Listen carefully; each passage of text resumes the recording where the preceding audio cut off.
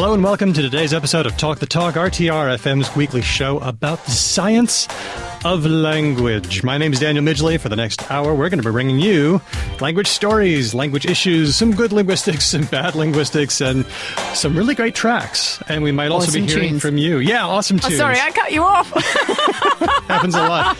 I'm here with Em Burrows. How's it going, Em? Very well, thank you. We'll be talking about movies, linguistic movies with Ben here on this issue of Talk the Talk. And the story this time comes from linguistics. Wait, that wasn't very surprising, was it? Surprise! Do you like movies? I really like movies, yeah. I wouldn't say I'm a real movie buff, but I do go and see a range of things. So I like to see sort of more art house. I probably go to Luna more than any other cinema. Oh, that's okay. The arty sort of thing going on. Yeah, or just the sort of fringy type movies. I do enjoy those. But then I really like a good blockbuster every now and then with a bit of popcorn, a bit of a choc bomb. They know what people like. They really do. Don't yeah. they? Yep.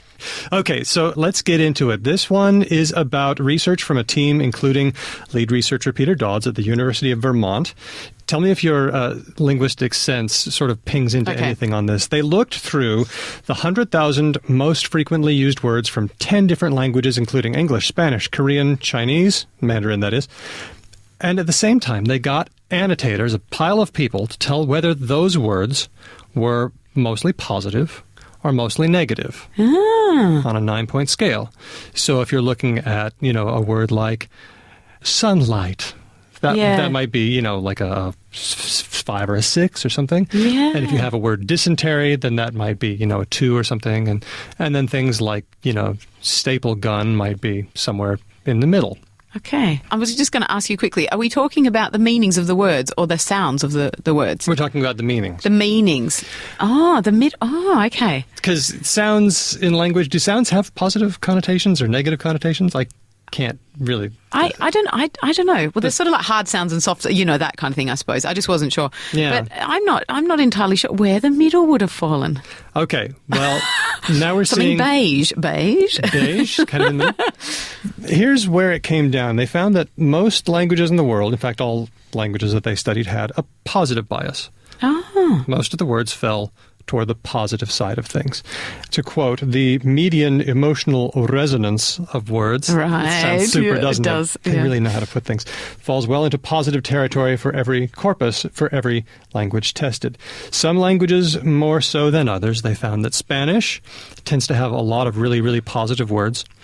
English, not so much, but still up there. And the one on the low end of the scale, Mandarin, with still positive, the bulk of the language, but most of the words seem to be still positive, but more on the negative side. What do you think is interesting about this? What do you notice? Well, I don't know. Surely the people aren't more negative in certain countries. This doesn't, this doesn't make sense. More words for certain things, because I know some countries have a lot of words for the same thing. So I don't know whether it's something like that. There are more words for certain things, perhaps, that do have that negative connotation. It's true. English does have as people point to English as a language that has a lot of words in it, and there is a general bias toward the positive words.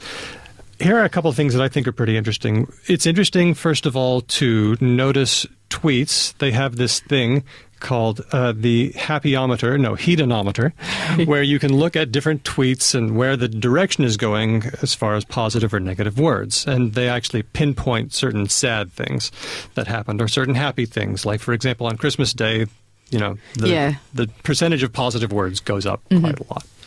And then whenever there's a shooting in the United States or something, it goes way down. Right. So that's kind of interesting to see where it goes. It's also interesting to note that languages seem to have more positive words in them. And that makes sense because a language is likely to have a positive term like, punctuality. Right? Yep. Can you think of the opposite of punctuality? Is there one? Lateness. Okay. That's fair enough. And so you're likely to handle it by taking the positive word and then adding some sort of negative morpheme or just putting it in a negative sentence. Right. However, then the popular press got a hold of it, and the way that they are dealing with this is driving me berserk. You mentioned that, this probably doesn't have any effect on our psychology. Yeah. Right? Guess what the press is going for?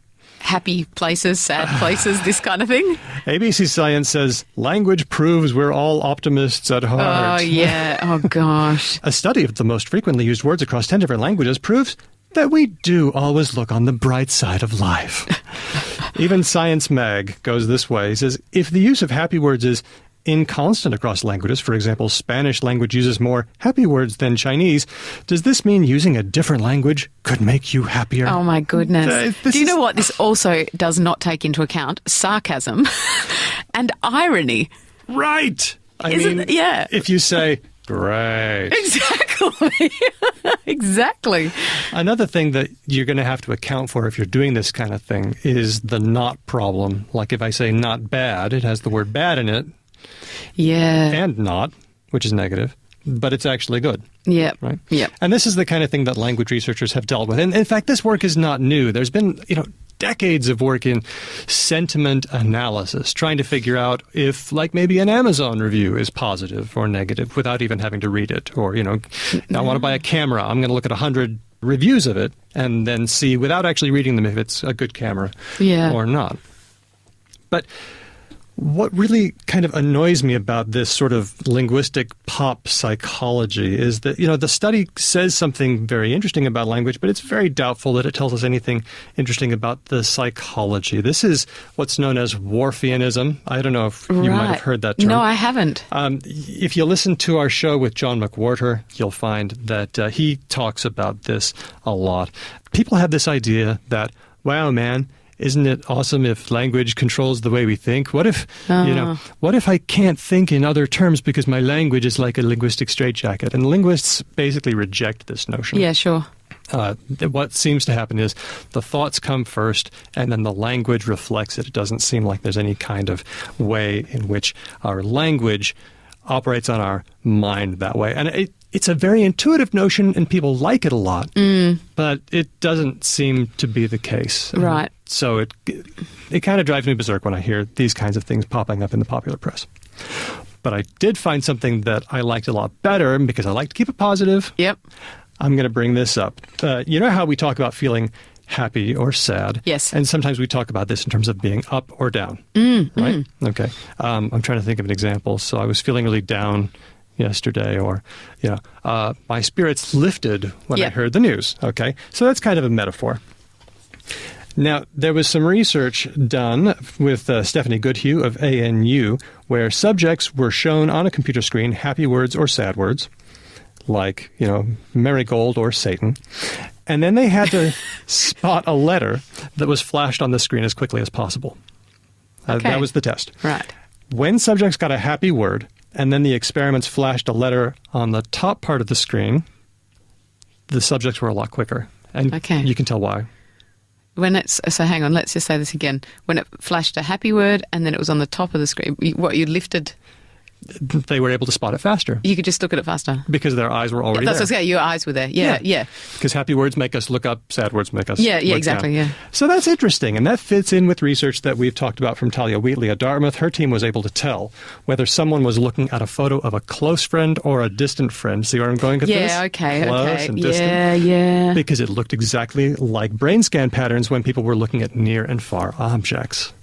So there does seem to be some kind of psychological effect for happy things and up and down, or close friends and distant friends and near and far, which is interesting.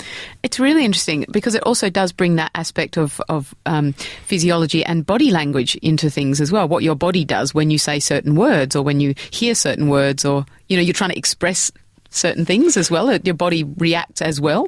Well, yeah. I mean, you look at things like getting hot under the collar. Oh, I was burning up when I heard that. Yeah. And we have a lot of metaphors in language about heat and anger. Yes. And that makes sense because when we get angry, we actually do get, well, do we? I think we get a little bit hotter, or at least I haven't actually, stuck a thermometer under my armpit to see if I actually Next experiment for you. That would be interesting. We get ideas on We're this all show. about science. We're all about the science here.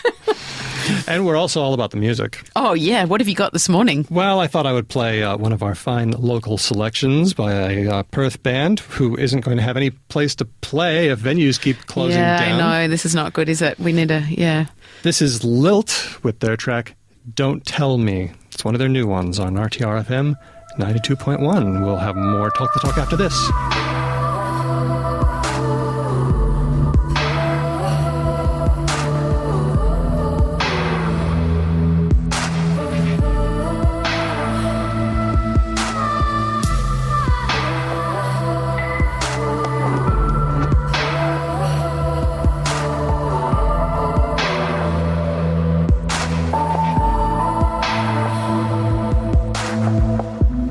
You're at the end of the line.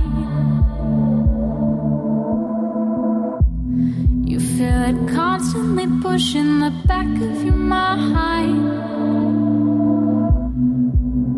Can't let it go. Wishing you'd say it isn't so. Don't tell me that you know what I should be, 'cause you know your eyes are weighing down on me. Don't tell me that you know what I should be, 'cause you know your eyes are weighing down on me.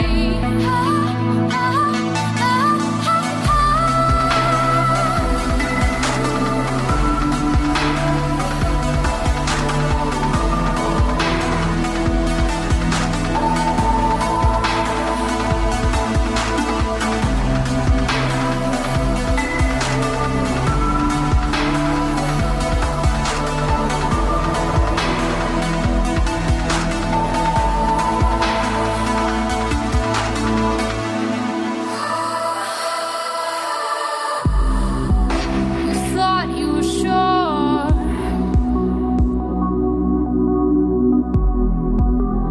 Now you can't sleep, you don't know anymore. Pounding your head, wishing you'd take back the things that you said. Don't tell me that you know what I should be, know what I should be.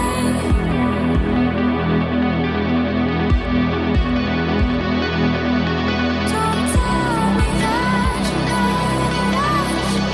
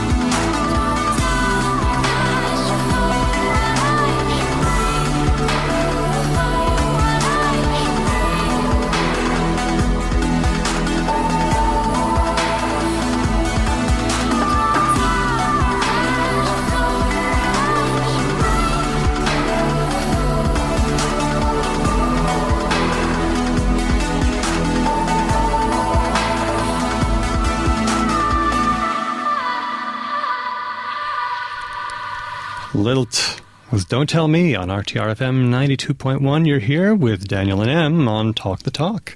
Hello. And we are talking linguistic movies. You know, this Sunday is Oscar night in the USA. Have you got a frock ready? You think I'm going to go all Matt and Trey at the Oscars, huh? Totes. I would, if I were there. I would wear that red carpet. I would rock it hard. But, you know, because The Imitation Game is under consideration for Best Picture, I thought this would be a good time to talk linguistic movies. Can you think of any? This is hard, actually. It is quite hard because I was sort of trying to think about films that were focused, that had beautiful language in them, or I was sort of trying to think around the topic a little bit. Lots of foreign language films, of course. Foreign language films, exactly. But I did think of that film that came out a few years ago called The King's Speech with Colin Firth, and I think it was King George VI, I want to say. I think it was King George VI, who had this like a stammer. Yes. And he engaged a speech therapist guy played by Geoffrey Rush. Fantastic stuff. Who, it was great, wasn't it? Really uplifting. But that was really interesting as well. How important is language to somebody in a position of, a public position or something like, speech in particular, perhaps. I shouldn't say language, I should say speech. And the way it affects our image of ourself. Yeah, absolutely. The way you talk. I mean, on days when I have like a really helium-like treble going on in my voice, I feel, not as solid as on a day like today, when I am more in the bass range. Yeah, that's right. Or early in the morning or something like that. But it's very interesting because, so the king having this therapy so that he could, deliver speeches and I suppose all the difficulty for him. I mean, it was such a process of trying to get up to scratch so that he could actually do this. But I thought that was a good film. Terrific film. Well, I had a bit of a chat about it with Ben Ainsley, and we're going to take a listen to how that went down.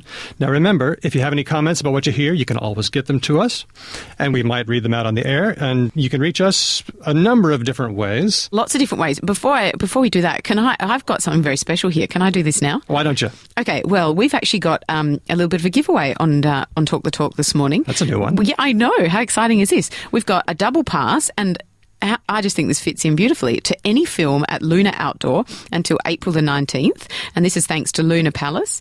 And as we know, we talked earlier, I just happened to say Luna, but it has a great kind of, engaging bunch of films, really interesting kind of summer movies, outdoor theatre and stuff like that. So if you're an RTR subscriber or you're happy to be one, you want to ring us up, 9260-9210, please do that. And you could score yourself this double pass.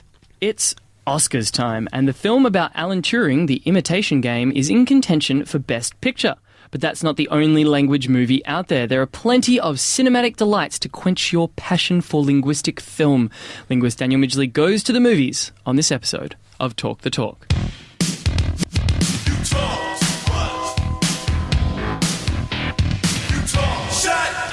Word. Daniel, you old so-and-so, what's going on in the world of linguistics in the week gone by? You remember the Turing test? I do. Let's see if I can remember it off the top of my head. Go for it. You must create a machine that can have a conversation with a human being and fool, I think it's 50% of them for longer than a certain amount of time. I think as Alan Turing formulated it, you have to fool 70% of the humans after a 5-minute conversation. And if a bot can play the imitation game well enough to fool enough humans, then it is considered to be indistinguishable from something that has human-like intelligence. And so we've done more than one show that kind of circles around this idea. And we've been, as a people, as like a species, we've been getting fairly close. Computers have now dominated the field of poetry. Ooh. Now, there is a guy by the name of Zachary Scholl. He was once an undergrad at Duke University, and he wrote a program to write poetry. Oh, do you have one? I do. Can I read one? Okay. We will now have a dramatic reading of a poem by a computer, but secretly the programmer is Zachary Scholl. This was accepted to the Duke Literary Journal, The Archive. It's called For the Bristlecone Snag, as read by Ben Ainsley. A home transformed by lightning. The balance alcoves smother this insatiable earth of a planet. Earth.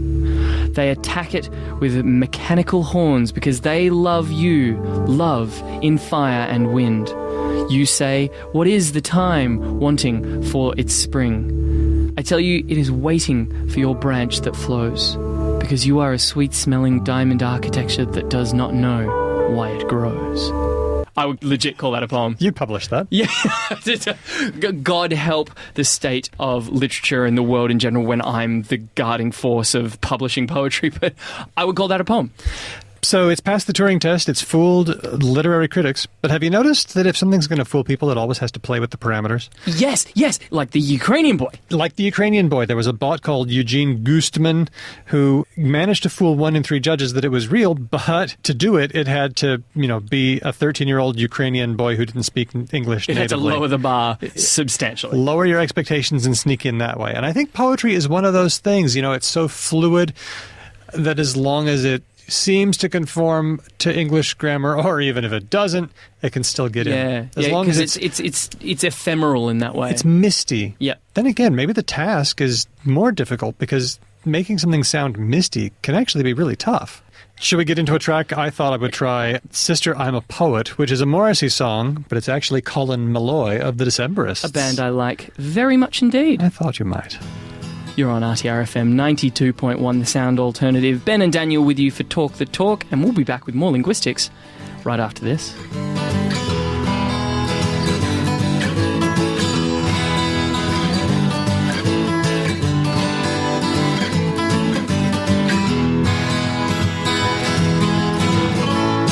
And all over this town, a slow wind may blow, and I can see through everybody's clothes with no reason to hide these words I feel, and no reason to talk about the books I read, but still I do. That's 'cause I'm a sister, I'm a all over this town.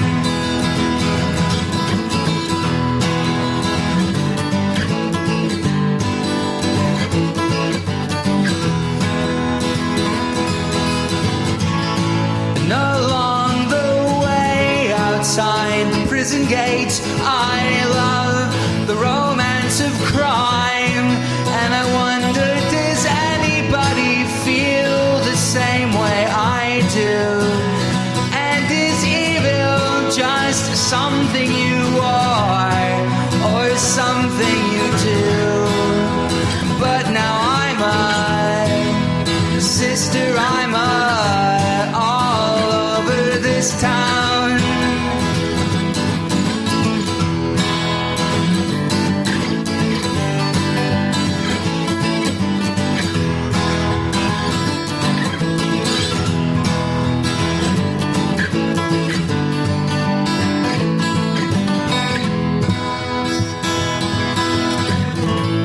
And all over this town, they pull over in their Citroen vans, not to shake your hand, with mats on their breaths, and you with youth on your side. A plastic bag stranded at the line. This once was me, but now I'm a sister, I'm a all over this town, all over this town, all over this town, all over this town.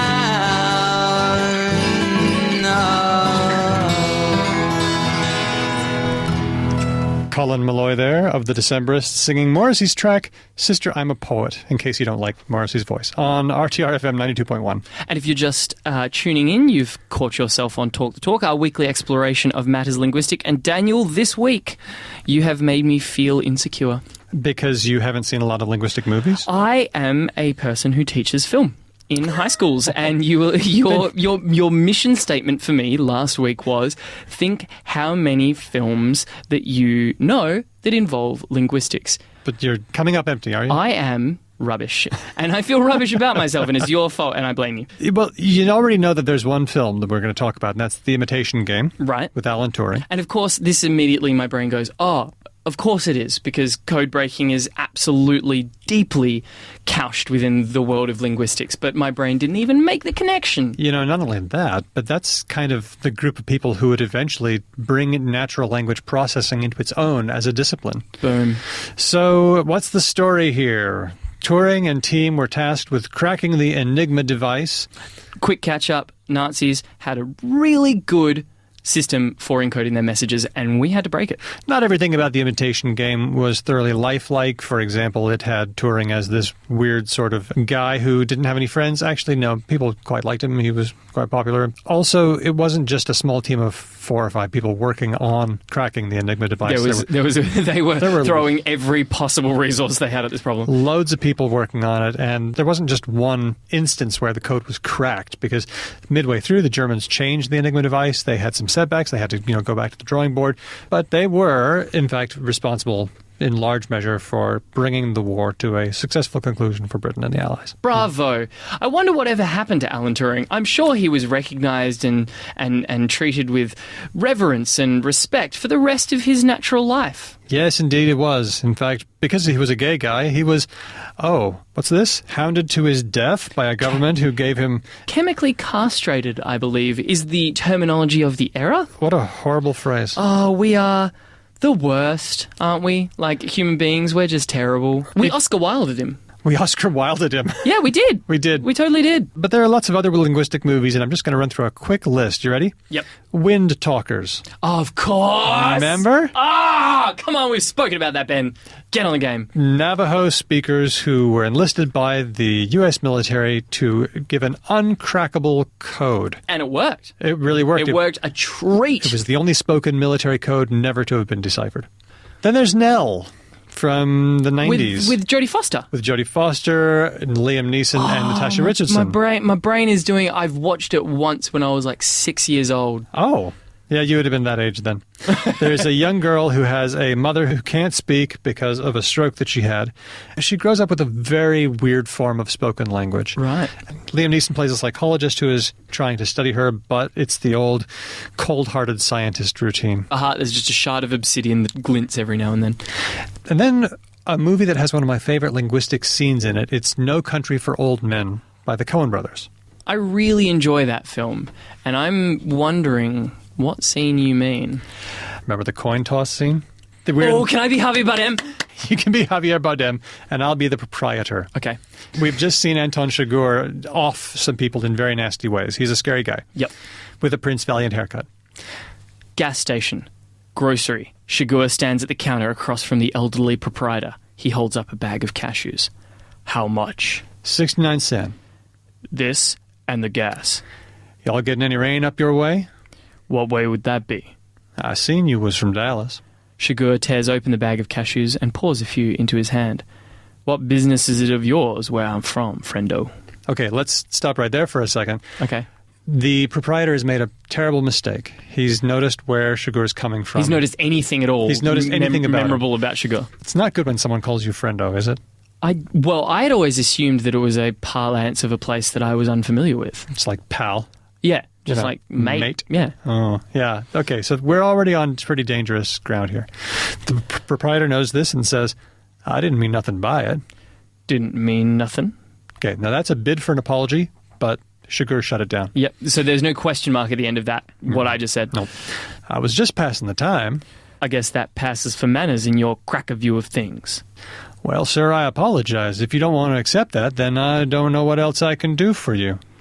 What's happening is he's tried to apologize. It's been rejected, so he's trying to head off any future need to apologize. He's essentially getting meta now. Yeah. He's going, well, let's draw attention to the fact that I've tried that and it didn't work, but now I'm acknowledging that I've tried that. Right. Okay, then the proprietor says what they always say when they try to stop the conversation, Yeah. right? Will there be something else? I don't know. Will there? Now, isn't that odd? Because Chigurh is giving a question instead of giving an answer. He's essentially disrupting the standard script of the social contract in this situation. That's right. If somebody gives you a question, you kind of have to answer it. So what he's doing is he's drawing the proprietor in. The proprietor turns and coughs. Chigurh stares. Is something wrong? With what? Another question. With anything. Is that what you're asking me? Is there something wrong with anything? See, he just keeps asking question after question. And after not only is question. he asking questions, but he's actually deciding to, in a very menacing fashion, interpret everything 100% literally. The proprietor looks at him, uncomfortable, looks away. Will there be anything else? You already asked me that. Well, I need to see about closing. See about closing. Yes, sir. Notice how the proprietor has failed at all of his conversational goals. He's just shut down every single time. He's just been given questions, he's getting drawn in, so now he tries to close the conversation completely. What time do you close? Now, we close now. Now is not a time. What time do you close? Generally around dark. At dark. By the way, he looks around and it's not dark. Chigurh stares, slowly chewing. You don't know what you're talking about, do you? Sir? I said, you don't know what you're talking about. Sugar choose. What time do you go to bed? It's deliciously creepy, isn't it? Look, it's a fantastically written scene, especially from the point of view of me as a linguist, because I can see the conversational games that the proprietor is trying to do, and I can also see how Shigura is subverting them.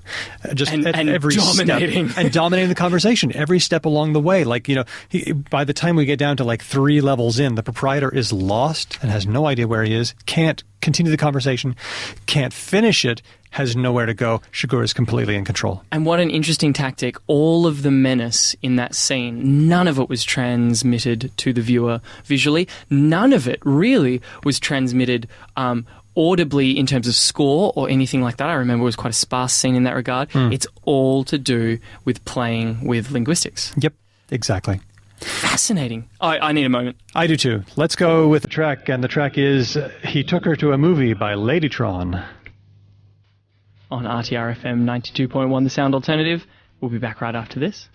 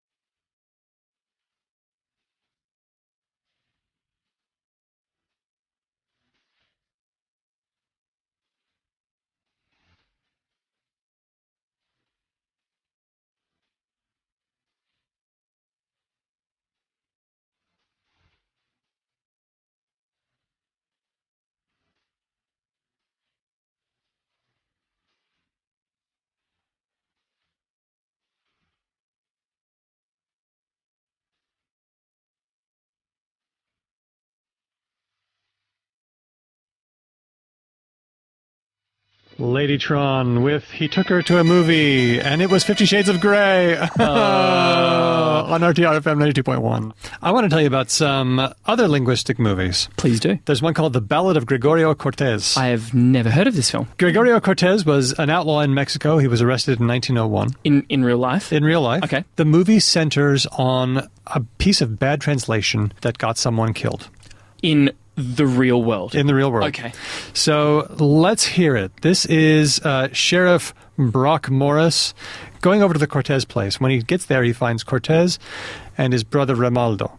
Now, they're over there because they suspect that there's been a horse stolen. So here's how the first part plays out. Ask him if he's traded him a horse lately. El sheriff quiere saber si has cambiado un caballo ahora. No, un caballo No. Yeah, he says he hasn't traded a horse. I understand, no, bro. You'll notice also the translator has terrible Spanish if you're a Spanish speaker. I noticed there's also like a simmering sense of, on the part of the whiteys, like, these guys aren't to be trusted kind of thing. There is But nothing super untoward as of yet. The dialogue continues. No cambiamos un caballo, era una yegua. Pero hace 2 días. They ain't gonna tell you nothing. Now, what Cortez is saying is, no, there was no caballo, there was no horse. And then, this is the part the translator misses. There was a yegua. Now, yegua is a Spanish word meaning mare. Ah, Right. so... Now, for me, a horse and a mare is pretty much the same thing, but maybe to Cortez, it was a little bit different or different enough so that he wouldn't mention it. Or maybe, the sheriff rocks up and you don't say everything you know. It also kind of feels like the translator, instead of saying, no, they haven't seen a horse, instead said, they're not going to tell you anything? Yeah, he thinks that he's just playing dumb and shutting up. Okay. Right? But then it gets even worse. The sheriff decides to arrest Cortez. Well, you habla him that he's under arrest. El sheriff dice que te va a arrestar. Pues ¿por qué? No hemos hecho nada, no nos puede arrestar por nada. No. He says no man can arrest him. No, that's not what he said. What he said was, well, you can't arrest us for nothing. Right? But this is problematic because my Spanish isn't that great, but I think there is an idiom, when you say you can't do something por nada, it means, for nothing. You can't arrest us for nothing, but it also kind of means you can't arrest us, no way. There's no way in hell that you can arrest us. Right, so it's moderately combative, but not massively. The whole thing is going from bad to worse, and that's when the sheriff pulls out his pistol, Cortez pulls out his pistol, bullets fly, and a chain of events happens that leaves a man dead and another one on the run for his life. Oh, who's dead and who's on the... Well, okay, I guess the sheriff's dead and Cortez is on the run for his life? Yeah, actually, how'd you know? Because the sheriff, if he killed Cortez, would be like, well... So much for that movie. There's my job done for the day. Well, you know what? You can actually watch the whole movie on YouTube. There'll be a link on our blog, www.talkthetalkpodcast.com. There's going to be a lot of good stuff on the blog page this time. I mean, there is every time, but this time there's, we've got stuff from No Country for Old Men. We've got this movie that I haven't heard of, but now I really want to see. Loads of dramas. We've also got some musicals. Oh, do you like musicals? No. Sorry, but that's okay. I'm on board. I'm tormenting you with Singing in the Rain, in which Gene Kelly and Donald O'Connor go to see a diction coach. And in this great song and dance number, they first take the piss out of him. And finally, they pile all the objects in his office on top of him to the tune of a poem, Moses supposes his toeses are roses. It's really super funny. But I think the king linguistic musical of all time has to be My Fair Lady. That's the one. It features Henry Higgins, a linguist. I guess you would call him a dialectologist nowadays. Of course you would. Because he says, I can place a man within 6 miles, I can place him within 2 miles in London, sometimes within 2 streets. And he's very good at figuring out where someone comes from. And you know what? Once upon a time in London, I think a Kenya probably could have put within 2 streets certain groups of people. Probably. But he's got some pretty toxic attitudes about language that a linguist wouldn't have. He thinks that Eliza Doolittle's speech isn't worthy of the language of Shakespeare and is going to keep her in the gutter selling flowers for the rest of her life. And then he asks a question that a modern linguist would never ask: why can't the English speak properly? Let's hear it. Hear them down in Soho Square, dropping H's everywhere, speaking English any way they like. You, sir, did you go to school? What do you take me for, a fool? Well, no one taught him take instead of tyke. So it's full of fun moments like that. And eventually, as you know, Henry Higgins takes Eliza Doolittle under his wing and teaches her how to speak like a proper lady. But actually, a linguist nowadays would be much more interested in listening to her and seeing what she actually sounds like. Also, I've always felt kind of like whenever someone says, oh, the English can't even speak English properly, I'm like, well, I mean... One does kind of have to say that you, as the progenitor of a language, can probably speak it however you want. Yeah, people who speak English just fine. Yes. You know what I mean? Especially people from the Isle of England. Yeah. They have a special allowance where they can be like, whatever I want to do is fine because it came from here. And the rest of us kind of have to go, okay, all right. Finally, I wanted to talk about something unusual in language movies, and that is, have you noticed how no matter where you are, you could be in the farthest reaches of space or time, everyone speaks 21st century English? My biggest gripe with my favourite sci-fi show growing up, which was Stargate, was that everybody spoke English and it was never dealt with. There was never a MacGuffin. There was never a Babelfish or anything like that just sort of solved the problem. It was just understood that it's just going to go easy for everyone if we just pretend like it's not a question. Now, I've got to tell you, the film version of Stargate handled this rather deftly. Did indeed. So they bring Daniel, the character, on board because essentially he needs to translate all of the ancient Egyptian hieroglyphics.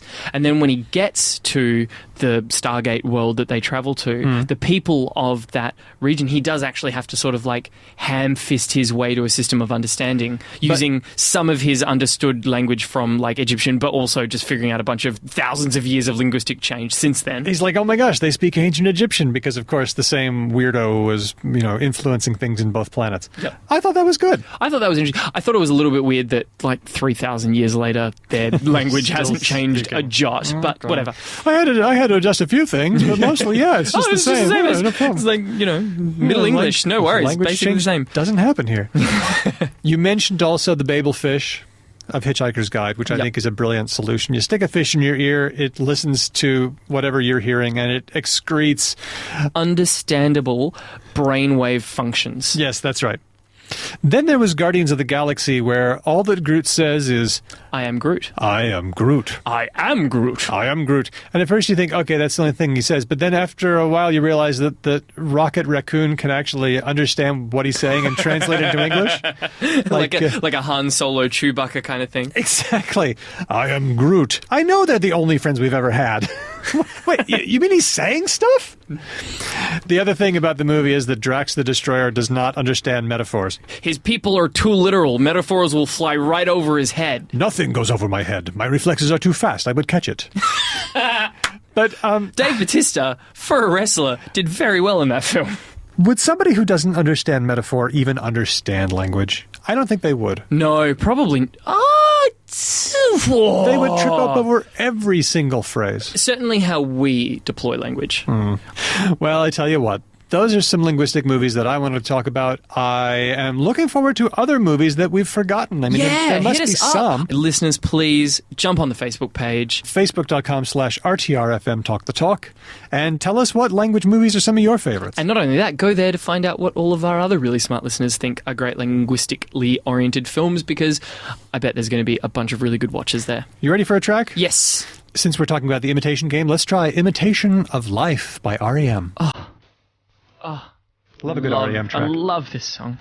You're on RTRFM 92.1, the sound alternative, and we'll be back with Word of the Week right after this.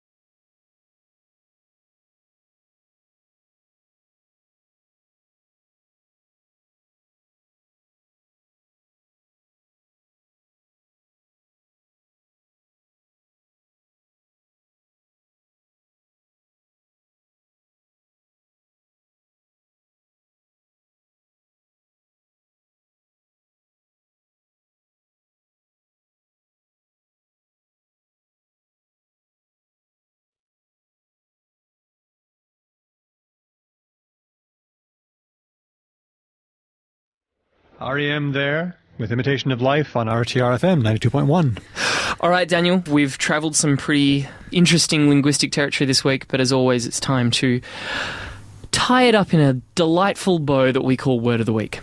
And the word of the week this week is actually kind of a multi-word expression. Is it a verbal unit? Yes, it is a verbal unit. And the verbal unit this week is nut rage.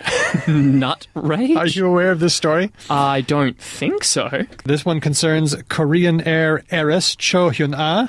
She was on a plane December last year at JFK. She became incensed that she was offered macadamia nuts in a baggie instead of on a dish. To be fair, those bags are pretty difficult to get open, right? And then when you do, they just like a slingshot, they fling them in this giant growing firework of nuts. Anyway, the situation escalated in a heated physical confrontation. She ordered with the stewardess. She ordered the chief flight attendant off the plane, which I guess she kind of has the power to do. No, she doesn't. Well, she's the vice president of Korean Air. That's what I mean. So I guess she legitimately, in terms of the structure of the organization, actually can. Possibly. She doesn't get to assault him, though, which she did. Oh, yeah, that's a no-no. That's a red light. This delayed the flight by about 20 minutes and forced it to return to the gate at JFK Airport in New York. She became a symbol of wealthy South Koreans behaving badly. Ah, and is this a thing? Yes, it is. And she got 1 year in prison. Really? For nut rage. Wow. But the contribution of all this is that nut rage now joins the list of different kinds of X-rage. Of course, the granddaddy of them all is road rage, but we've seen lots of other kinds too. Can you think of any? Yes, except I know it as a prefix instead of a suffix. Go for it. Rage quit. Yes, rage quit is awesome. It might be seen in situations of game rage. Oh, man. There's also cases of office rage, desk rage, and work rage. In the workplace. Computer rage, and of course game rage is a thing. And there's even been a case of trolley rage. Actually, you know what? Pretty much every time I've ever had to manhandle a shopping trolley, I experienced trolley rage. Don't forget also, in a linguistic sense, word rage, which is known in the literature as negative lexical affect, or as we've discussed on the show before, word aversion. Ah, yes. Moist. I love that we know that we have the power, just with the group of people who are listening to us in particular, to wield that as a weapon. Moist. Are you Our microphones at the end of a session can get very moist. Getting a little moist in here right now. I love it. Wow, so much rage to finish off the show. There is, and nut rage is my new favorite. So should we take a track about nuts? Why not? This is Coconut Records with West Coast. And getting back to our movie theme, did you know that Coconut Records is actually actor Jason Schwartzman? I did not. Yep, here he is. He's a talented dude. Daniel, as always, an absolute pleasure. It's been fun to talk to you, Ben. Let's do it again next week. I think that sounds fantastic. Until then, toodaloo. Bye for now.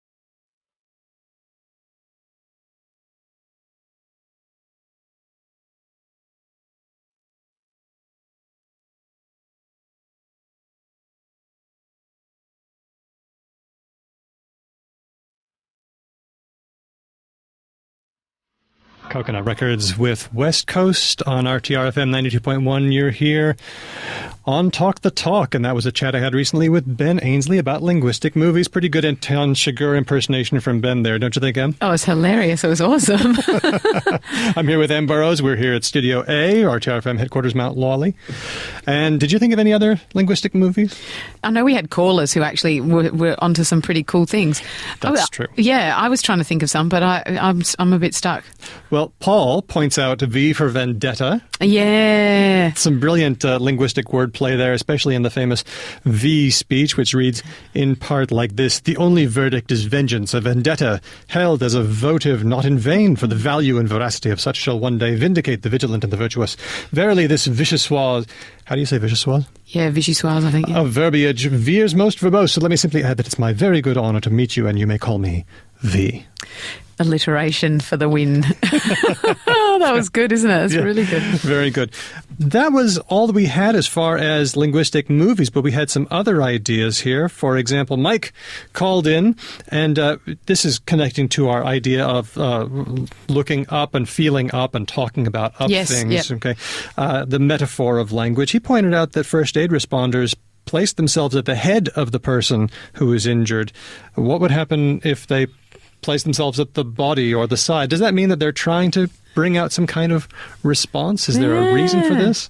Or just close, because they do speak to people, I suppose, so they're talking to them, so I suppose they'd be closer to their ears anyway. I want you to look up, but I don't want you to think that I'm some sort of heavenly being or something. That's right. It's not the end. You're not dying. It's fine. Go toward the light. Yep. And also, he has this special pet peeve that he mentioned where when the weather folks say on television that the temperature will be very hot, he feels annoyed by this because the temperature is a reading. It's a number. So the temperature's high. The temperature should be high. Right. It can be high, but it can't be hot. So that's a pet peeve of his. But I approve of that a little Do bit, you? actually. Yeah, because I have little funny things like that as well. We all do, don't we? Yeah. I mean, at least he recognizes that he doesn't want to get too funny about it.